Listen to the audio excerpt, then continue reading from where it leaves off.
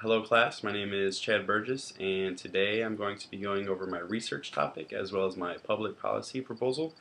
My research question was, is there a correlation between child obesity and low income families? I'm going to start off by giving you guys some little facts that I found. 17% of children in the US are listed as obese, obese being over 95% on the body mass index chart. So that's not even accounting for just overweight children.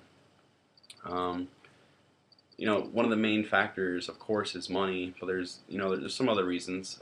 Low-income children generally grow up in low-income neighborhoods, and those are generally associated, with crime and drugs and just stuff like that. Myself, for instance, grew up with a park literally at the end of my street where we couldn't go to unless our parents were with us because it wasn't a good place to be. But being in a low income family, my parents both my parents worked, and by the time they got off of work, it was usually nighttime, so we really didn't get to go to the park that often. So money money always comes into play. So I found a study that compared the food budgets of a low income family with a high income family. Um, the low income family generally spent about $30 to $50 less than the high income.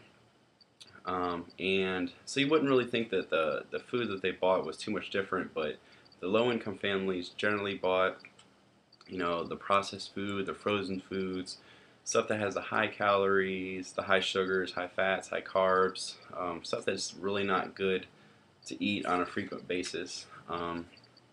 So a lot of low income families are supplemented by programs like SNAP and WIC, stuff that you guys might know of as like food stamps. So these families, they get supplemented money, but at the same time, these families aren't spending the money on nutritious food. They need the food that will last them, the stuff that won't spoil, just the cheapest stuff they can get. So they're buying all the processed stuff. And at the same time, they're getting this money, say on the first of the month or every other month, and they're just going to the store and buying as much as they can. So they have this huge surplus of food at home. And what tends to happen is families tend to binge eat, basically at the beginning of these cycles when they have all this food just kind of sitting around. At the same time, people normally associate low-income families with lower education levels, so these families might not have the education on nutrition and physical fitness, so they can't really teach their kids about it if they're not really active and don't really um, have that much knowledge on it. One of the biggest things is school. Kids spend most of their time in school, but in these places, they have like vending machines and soda and just all this food that's not good for them. At the same time, these low-income schools, they're cutting budgets, so at the same time, they're looking to programs such as like music, art, and gym class, and they're cutting gym classes because they don't think it's that important. So kids are going to school and they're not really having that much, physical fitness and exercise at school as they should have. So that kind of leads into my proposal, which was governments should provide more funding into schools' budgets to allow them to provide, nutrition classes, physical fitness, gym education, and better food in their cafeterias. Only 17% of kids in America are actually getting the required time that they could in physical education classes. Um, you know, a lot of schools look to cut gym classes because they think that it's taken away from their academics, but at the same time, a lot of studies actually prove that physical fitness and gym classes actually help to improve, math and English and science scores and stuff like that in school. So they can't really take credit away from there. Another big thing, food in school. A lot of cafeterias are selling stuff like burgers, fries, pizza, um, just stuff that you don't want to be eating on a daily basis. But at the same time, a lot of schools rely on the vending machines and the soda companies and all these people basically providing them with money to sell their product, and these lower income schools just cannot afford to, do away with these because that's where they're making a lot of their money at. I found some studies that actually show schools that they cut their budget so much, their school meals, they're spending less than $1 a day per child per meal, um, to feed these kids. Um, I know it's not the same, but me being in Japan, I live in Japan right now, and for me to go buy a pound of apples, it's like $3.99 for a pound of apples, and that's ridiculous. I can't even, afford that, and so I'm kind of curious to what they're feeding these kids for less than $1 a day. It's definitely nothing that's healthy. They have a lot of programs out there that actually, schools that put a lot of focus into their nutrition and stuff. They have a farm to school program where the local farms, they're sourcing out their produce to the schools, because it's cheaper since they're getting it locally, and these schools are able to provide, fresh fruit and salad bars.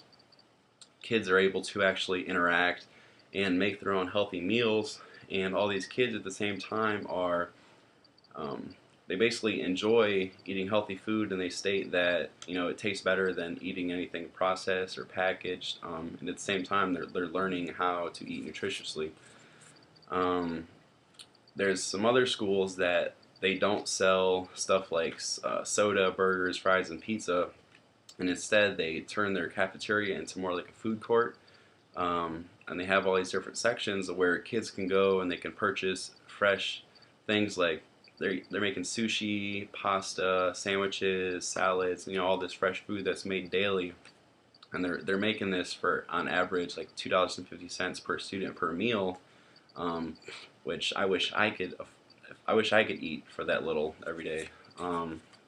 Another program, they have a community garden program where the kids after school they'll actually go to a local garden, and they're provided a lot where they're taught to plant and maintain their own fruits and vegetables and stuff, and they're also given nutrition classes, and they actually cook their own meals. And at the same time, the parents are actually provided nutrition classes as well as these kids, so it's a pretty good opportunity. Another big thing, nutrition classes in school. Personally, I had a cooking class in school which we only cooked healthy stuff. We actually walked to our local grocery store, bought all of our own food, so it's a good hands-on experience, and you can actually learn what to look for and like how to actually pick out good fruits and vegetables. Um, they teach us how to cook. All these skills that are provided that you can use for a lifetime. Um, it's just real good. Another thing, I went and volunteered at a local Japanese school. It's actually a private school, so they're actually provided, they obviously have more money. Um, these kids, they basically went to the store, bought all of their own food. We just helped them set up. They had these little stores, and they basically walked around to their stores that they made, brought their own fruits and vegetables and everything they needed, and then they went inside. And these kids are like maybe like 8 to 10 years old, and they're inside cooking their own meals, actually cutting up their own food, cooking it all.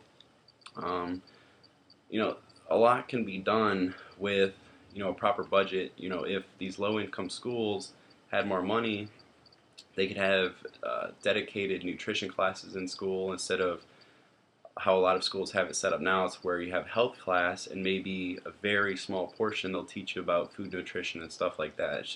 It's not very sufficient. So, um, in conclusion to all of this, um, basically governments they should provide more money to these schools. They shouldn't, and at the same time, the schools shouldn't sacrifice the children's health and nutrition and physical fitness just because of funding. They should find other places where they can cut it because it's just as important as any other academic program. So that is my topic, and I hope you guys enjoyed. Thanks.